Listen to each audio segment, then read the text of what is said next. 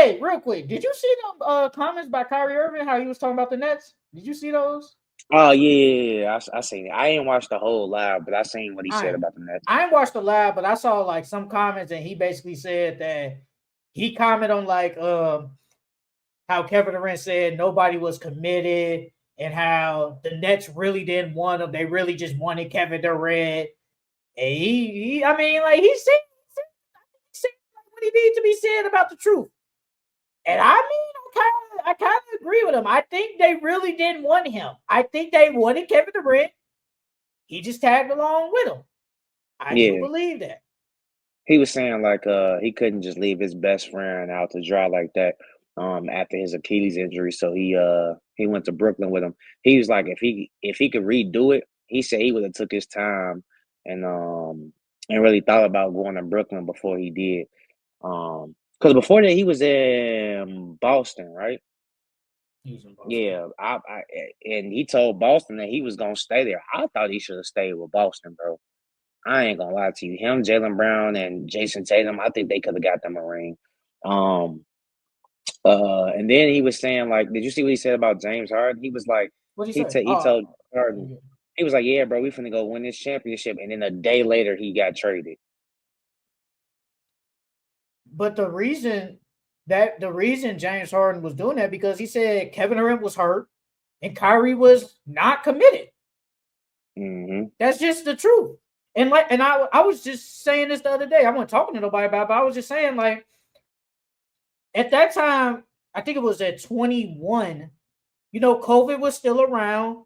And in New York, you had to get the vaccine to play. Mm-hmm. And I understand if you didn't want to get the vaccine. I have no problem with that. No, it's your body, your choice. No problem. I really don't care.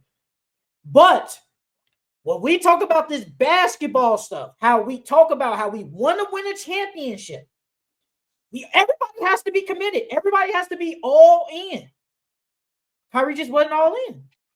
Like I said, I have no problem with you not taking the vaccine, but you basically said, I don't want to take this, so I'm not all in 100%. Now he can play on the road, but he couldn't play at home. He just wasn't all in, and I don't blame Kevin Durant for saying everybody wasn't committed because it's the truth. It's the truth. I mean, I feel like Kyrie was committed though. Like just him, he even though he didn't first off, he didn't want to take the vaccine, like you said, that's his choice. I wouldn't say he wasn't committed though. It's one of them things where it was bigger than basketball. That's something that, it's reports that people who've taken that vaccine, like they're not in the best shape health wise. And so it's like I think Kyrie is one of those things where one of those things, like I said, is bigger than basketball. And at the same time, um, this is a sport that we love, that they love to play. But at the same time, like your health comes first before anything. You know what I mean? Yeah, as on top of that, like you have to have values as well. You can't everything isn't this is a game. You know what I mean? This isn't life or death. That vaccine though was life and death. So like I said, it's bigger than basketball. You can't just let, money control you all the time or because that's really what it was because they was finding him on top of that too to try to get him to come back and take the vaccine and he still wasn't trying to do it. I just feel like in this case it was bigger than basketball. And I felt like they shouldn't even have did him like that, if I'm being honest.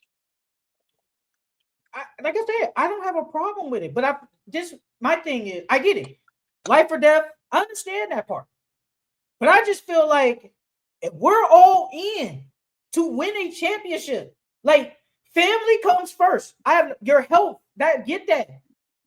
But we love the game of basketball. We have a legit, bro. We have one, and what was that 15 game span of Kevin Durant, Kyrie, and James Harden, bro. They had like one of the best offenses ever, and nobody could have stopped them. What did Jeff Teague say? Didn't he say like, man, he thought they was gonna lose that series because everybody was scoring when he was on the Bucks? Mhm, He thought it was over. So they had a mhm. chance, but that was the year before. But I just feel like when we're committed to this one thing, bro, we all have to make sacrifices. Everybody's different. But Andrew Wiggins was against the vaccine, but he took it. He took it to play in California because they did the same thing. California had the same rules. He took the vaccine to potentially win a championship. And I mean, they won the next year.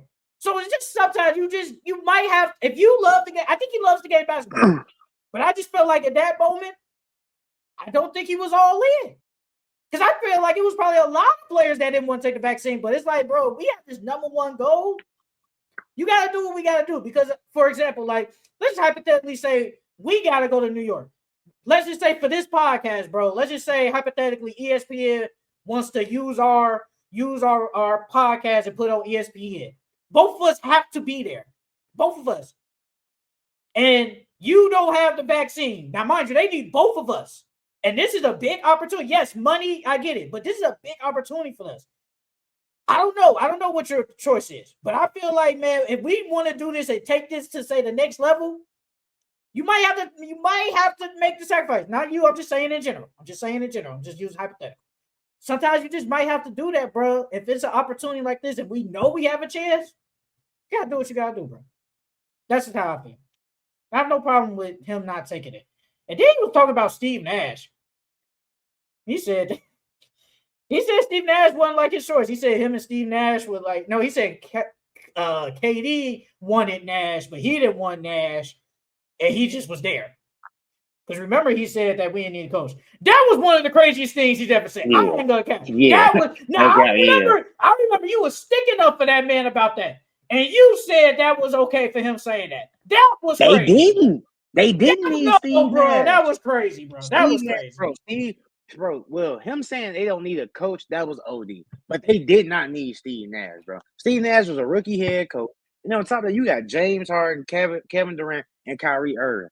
What more? You don't need to coach them. They can literally coach themselves. I get that part. But you was cool with him saying that, though. That was crazy. He said that on the podcast. You don't say that. You don't say that. That was crazy. I guarantee you ain't saying that about Jason Kidd. That's because I feel like Jason Kidd is a better head coach than Steve Nash. Well, he is this better head coach. He still has a job. He said Kenny Atkinson wasn't rocking with him. Who, Kyrie? He said that. He said Kenny. And Kyrie spoke a lot on that stream. He spoke a lot. He said Kenny Atkinson wasn't messing with him. And then he said him and Kevin Durant ain't got no beef or whatever. But he was just saying, like, everybody wasn't committed or whatever. Like I said. Now, James Harden, like I said, I don't kind of blame James Harden because Kyrie, you ain't committed. Kevin Durant is hurt. What we doing? Like, what we doing? I ain't winning with this. So I don't blame James Harden. But, man, I swear to God, still to this day, they would have won if Kevin Durant foot ain't on that line. I swear to God, they win. And I truly believe it. Because they smoked the Hawks. They smoking them. They are smoking them. They probably beat them in 5, and I think they beat the Suns in the finals. I believe they beat them. Because I think Kyrie would end up coming back too. He would have came back. Now, James Harden, I don't know how that hamstring is. Because remember, he was out there looking terrible in that game 7. He was bad. But he was hurt.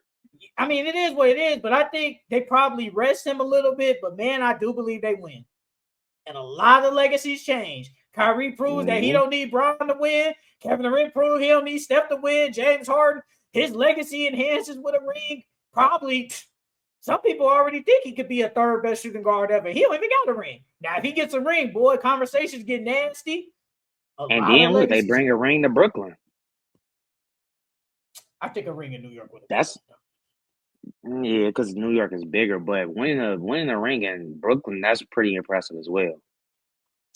Especially a team that really hasn't done nothing, at least in this era. Because I think last time we looked, they won some championships, like the ABA, something like that. But in this era, they had done nothing. So yeah, man. But